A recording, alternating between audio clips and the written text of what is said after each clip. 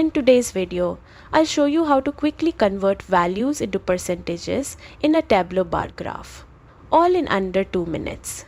Whether you're a beginner or refining your data skills, this guide will make the process super simple. First, open Tableau desktop or access Tableau online, then log into your account. Once you're in, open a worksheet within your workbook. This is where all your visualizations come to life. Now drag the dimension you want to analyze, like category, segment or region, onto the columns shelf. Then drag the measure you want to convert, such as sales or profit, onto the rows shelf. You'll now see your bar graph appear.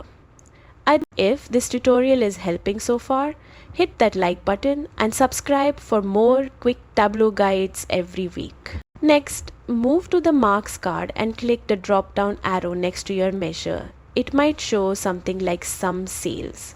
From the menu, hover over quick table calculation, then select percent of total. Instantly, your bar values will be converted into percentages, giving you a clear picture of how each category contributes to the overall total. And that's it. You've successfully converted your bar graph values into percentages in Tableau. This small change makes your data far more insightful and presentation ready. Thanks for watching and stay tuned for more Tableau tutorials and data tips.